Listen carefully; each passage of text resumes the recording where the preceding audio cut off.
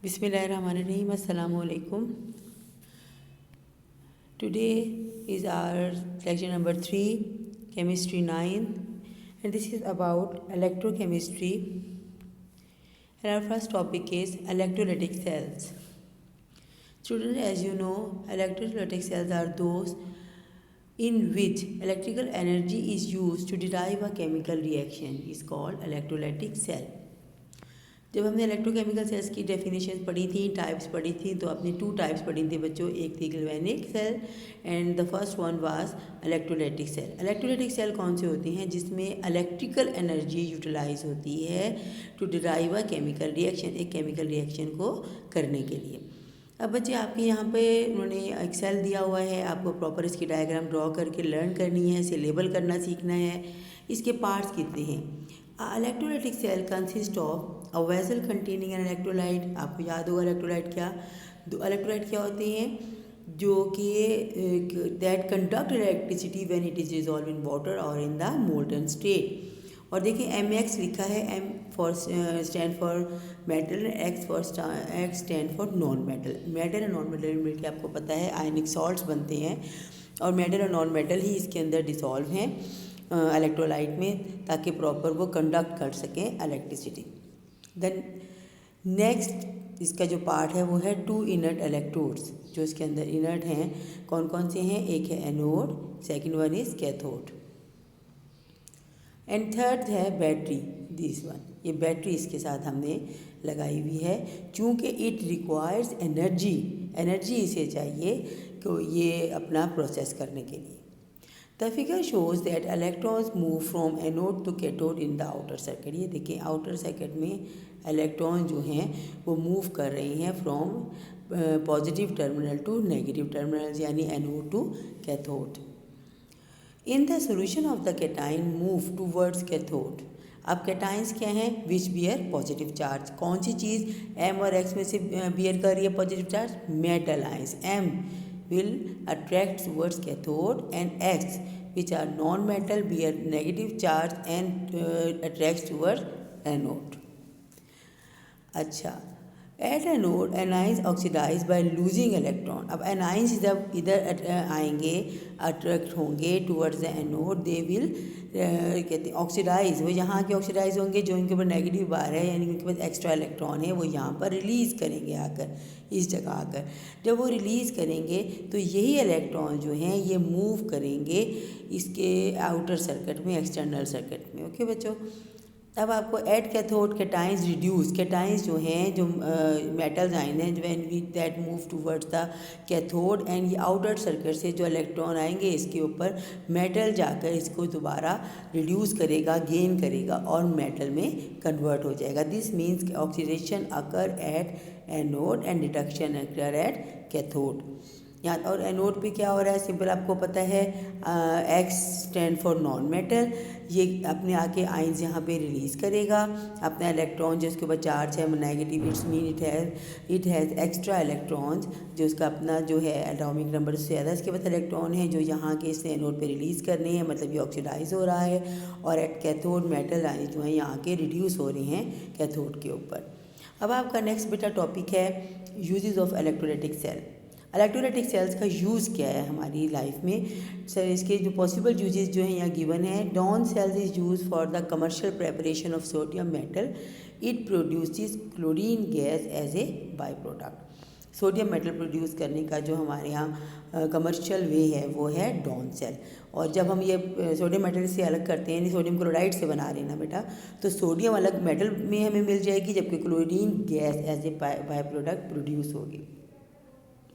Further जो आपके इसके यूजेस आपकी बुक में गिवन हैं वो है Nelson cell is use for the commercial preparation of sodium hydroxide. It also produce chlorine and hydrogen as a by product. अब नेल्सन सेल किससे यूज़ हो रहा है? सोडियम हाइड्रोक्साइड प्रोड्यूस करने के लिए, और उसके बाद साथ ही इसके बाई प्रोडक्ट के तौर पर हाइड्रोजन और क्लोरीन गैस भी प्रोड्यूस होती है. Electrolytic cell are use for the commercial preparation of calcium and magnesium metal. इसी तरह ये हम एल्युमिनियम मेटल कमर्शियली प्रोड्यूस करने के लिए यूज़ करते हैं. प्योरीफिकेशन ऑफ कॉपर के यूज़ करते हैं.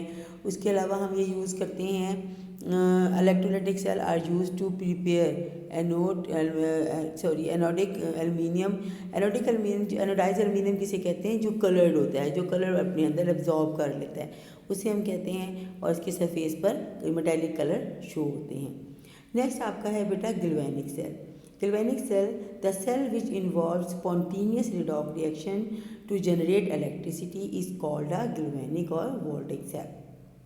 अब name voltaic cell is given to this cell because Alexandra Volta जो थे उन्होंने सबसे पहले से डिस्कवर किया था सेल को। उसके बाद डैनियल ने इसको सबसे पहला वोल्टिक सेल प्रोड्यूस किया था zinc and copper electrode use करके, इसीलिए इसको हम डैनियल सेल भी कहते हैं। तो क्वेश्चन जो सबसे पहले आता है उसके बाद galvanic cell consist of the following part. Number 1, zinc bar dip है 1 molar solution of zinc sulphate में, and copper bar dipped in a 1 molar solution of copper sulphate. उसके बाद इसमें एक सॉल्ट ब्रिज है, this one is salt bridge. Salt bridge is inverted U tube containing an inert electrolyte such as potassium chloride. Its ion do not react to the with the electrodes or with the ions in the solution. It makes a electrical contact between the solution through which ions can move. ये contact produce करने के लिए है, और inert इसमें potassium chloride डाला हुआ, मतलब वो रिएक्टिव नहीं है, ज़्यादा रिएक्ट ही नहीं करेगा, तो इसलिए डाला ताकि इसके अंदर कॉन्टैक्ट प्रोड्यूस हो जाए। उसके बाद है a volt meter to measure current, this one is volt meter. उसके बाद बेटे नेक्स्ट आ जाता है आपका कि इसे हम हाफ सेल क्यों कहते हैं। Each component of cell is called half cell. देखें कि ये इसका एनोड है और ये इसका कैथोड है, और बीच में आप देखें 2 अलग अलग जगह पर इसका एनोड और कैथोड है, तो इसे हम हाफ सेल, हाफ एनोड बना हुआ है, हाफ सेल में कैथोड बना हुआ है। Thus a Daniell cell consists of 2 half cells joined in a series. When circuit is complete, circuit कब complete होगा? When we pass electricity through it. जब सर्किट कंप्लीट होगा, इन दोनों को आप जोड़ देंगे एक दूसरे से, तो फ्लो ऑफ चार्जेस जब शुरू हो जाएगा, इससे पहले इन सर्किट कंप्लीट होता है तो फ्लो ऑफ चार्जेस स्टार्ट होता है। ठीक है बेटे। electrons began to flow from zinc rod through the external wires to copper rod. The zinc half cell act as anode, चूँकि जिंक की तरफ से कॉपर की तरफ वो एक्ट कर, और आपको पता है कि हमेशा पॉजिटिव नेगेटिव टर्मिनल पे मूवमेंट स्टार्ट होती है, so why zinc act as a anode and copper act as a cathode, so why that is half cell consist of metal rod dipped in the solution of that it salts. Okay बेटे। Next आपका आ जाता है जो reaction इस पर हो रही हैं, कौन से रिएक्शन डैनियल सेल में होने हैं। In Daniell cell, electrons from zinc rod through the external wire to copper rod. ये आपको पता है कि एक्सटर्नल सर्किट में इलेक्ट्रॉन्स का फ्लो स्टार्ट होता है, तो क्या होता है, जिंक से कॉपर की तरफ उसके जो इलेक्ट्रॉन्स हैं वो फ्लो करना शुरू करना है। होगा क्या, ये होगा क्यों? क्योंकि zinc has more tendency to undergo oxidation than copper, यानी ऑक्सीडाइज होने की जो टेंडेंसी है वो जिंक में ज़्यादा है। जिंक एटम जो हैं वो क्या करेंगे, वो from the rod go into the solution as zinc ions. अब जिंक जो अपनी रॉड से जिंक आयन में, जिंक के जो इलेक्ट्रोलाइट का जो आपको सोल्यूशन उसके हाफ सेल में फेल्ड है जिंक सल्फेट, उसमें जिंक जो है कैसे जाएगा, पहले जिंक अपने 2 आयंस जो हैं, 2 इलेक्ट्रॉन जो है वो छोड़ देगा, लूज़ कर देगा अपनी एनोड के ऊपर ही, और ख़ुद वो मूव कर जाएगा आयन बन के अपने सोल्यूशन में। अब जो 2 आयंस हैं जो रॉड पर उसने छोड़े हैं, दीज इलेक्ट्रॉन फ्लो करेंगे into the external circuit towards the copper यानी कैथोड की तरफ, कॉपर जो रॉड है उसकी तरफ। दस oxidation half reaction occur at anode compartment, यानी उन्होंने इलेक्ट्रॉन्स से रिलीज़ कर दिया और उन्होंने फ्लो करना शुरू कर दिया in the external circuit to the copper rod. Copper ions in copper sulphate solution capture electrons from copper electrode and are reduce. अब कॉपर ने क्या करना है, जो 2 आयन बाहर से कहते हैं आ रहे हैं उसकी तरफ मूव कर रहे हैं जिंक की तरफ से उसकी तरफ, वो जिंक से जब आएंगे एक्सटर्नल सर्किट के थ्रू कॉपर रॉड पर, तो वो उन्हें एब्जॉर्ब करेगा, रिड्यूस हो जाएगा। Reduction half cell occur at the cathode compartment. Such oxidation reduction reaction are called half cell reaction, क्योंकि दोनों हाफ साइड पर हो रहे हैं, दोनों एक ही सेल में नहीं हो रहे, डिराइव नहीं हो रहे। At anode oxidation half cell क्या होगा, जिंक ने 2 आयंस रिलीज़ करके जिंक आयन में कन्वर्ट होना है, 2 इलेक्ट्रॉन रिलीज़ करके और ख़ुद मूव कर जाना है अपने इलेक्ट्रोलाइट जिंक सल्फेट में। और कैथोड पे क्या होगा, जो 2 इलेक्ट्रॉन एक्सटर्नल सर्किट से कॉपर रॉड पर आ रहे हैं वो एब्जॉर्ब करेगा और कॉपर जो है सॉलिड मेटल में कन्वर्ट हो जाएगा। नेक्स्ट है बच्चा आपका जो टॉपिक है इलेक्ट्रोप्लेटिंग और स्टील। सबसे पहले जो आपका टॉपिक है वो जिंक प्लेटिंग है। इनको हम कोरोजन से बचाने के लिए कुछ मेटल्स को, कुछ अपनी ऑब्जेक्ट्स को हम प्लेट करती हैं। जिंक प्लेटिंग जिसे कहते हैं, जो बारीक सी लेयर चढ़ा दी जाती है उस ऑब्जेक्ट के ऊपर जिंक की, ताकि वो कोरोजन से बच जाए, ख़राब ना हो, कोरोड ना हो। जिंक प्लेटिंग क्या है? Zinc plating on steel is done by the using zinc metal as anode.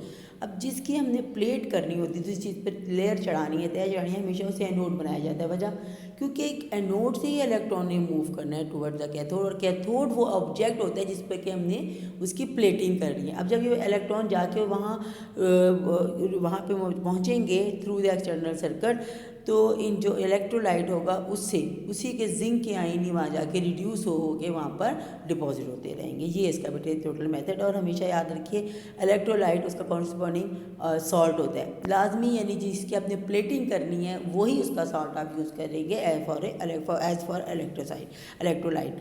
अच्छा, कौन इसमें क्या है यूज़ हो रहा है? Potassium zinc cyanide. ये क्या है? इसका इलेक्ट्रोलाइट है। इसके अंदर लिटिल अमाउंट है और सोडियम साइनाइड की, ताकि इलेक्ट्रोलाइट में हाइड्रोलिसिस ना हो।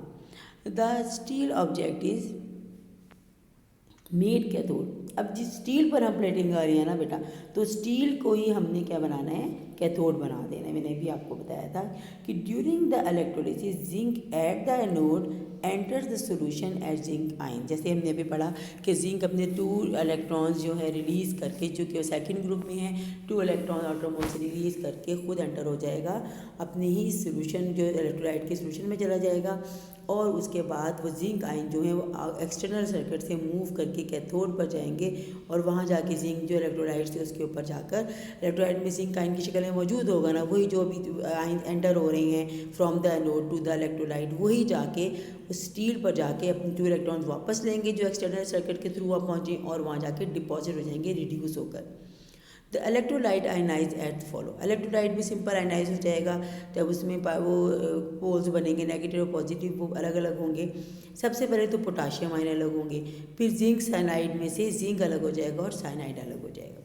और जो रिएक्शन होंगे ये इलेक्ट्रोड्स पर होंगे। ये किस पर हो रही हैं? ये इलेक्ट्रोलाइट में हो रही हैं, और ये इलेक्ट्रोड्स पर होंगे। एट एनोड आपको बताया था जिंक चूँकि अपने 2 इलेक्ट्रॉन रिलीज़ करके मूव कर जाएगा इलेक्ट्रोलाइट में, तो यहाँ पर हो रहा है ऑक्सीडेशन रिएक्शन। कैथोड पे रिडक्शन हो रहा है। कैसे? जिंक ने वहाँ जाके रिड्यूस होना है, दोनों इलेक्ट्रॉन वापस लेकर वहाँ जिंक मेटल की शक्ल में डिपॉजिट हो जाना है। Sodium cyanide prevents the hydrolysis of electrolyte. Sodium cyanide ने हाइड्रोलिसिस को, इलेक्ट्रोलाइट की जो होती है उसे स्टॉप करना है। बेटे आपको मालूम है कि ये डायग्राम मैंने आपको कॉपी पे बनवा दी थी, बहुत ईजी है। एक सेल ड्रॉ करें और उसके अंदर आपने शो करना है कि जिंक आपका एनोड है, जिंक का, और जो जिंक मेटल का, और कैथोड आपने बनाना है उस स्टील ऑब्जेक्ट का जिसको कोई इलेक्ट्रोप्लेट करना आपको ज़रूरी है, रिक्वायर है, जिसको रिक्वायर है कि हम उसे इलेक्ट्रोप्लेट करेंगे, प्लेटिंग करेंगे जिंक की। इलेक्ट्रोलाइट शो करें हैं कि पोटाशियम जिंक साइनाइड है, उसको आप एरो से शो करें। उसके बाद मूवमेंट ऑफ इलेक्ट्रॉन शो करें, और एनोड कैथोड के रिएक्शन मस्ट लिखने हैं, इसके मार्क्स होती हैं। विदाउट रिएक्शन आपका ये सारा प्रोसेस जो है इनकम्प्लीट कंसीडर किया जाएगा। ये आपका बेटे होमवर्क है। आपने नीट नोटबुक पे अपने जो आपको कहा गया कि रेफर 2 रजिस्टर्स लेने हैं, आपको उस पर लाजमी प्रॉपरली लेबल करके उसे डायग्राम ड्रॉ करके आपने सब ये ड्रॉ करके लिखने हैं। इसके आंसर प्रॉपर इसको आंसर करें। जहाँ ड्रॉ करने का कहा गया है मूवमेंट ऑफ इलेक्ट्रॉन शो करनी है लाजमी, क्योंकि ये आपका इलेक्ट्रोकेमिस्ट्री का चैप्टर है, इसमें मूवमेंट ऑफ इलेक्ट्रॉन आपको मस्ट है शो करना, और एनोड कैथोड के रिएक्शन भी बहुत ज़रूरी है आपको लिखना। ठीक है बेटा, ये प्रॉपर आपने करना है। अस्सलाम वालेकुम।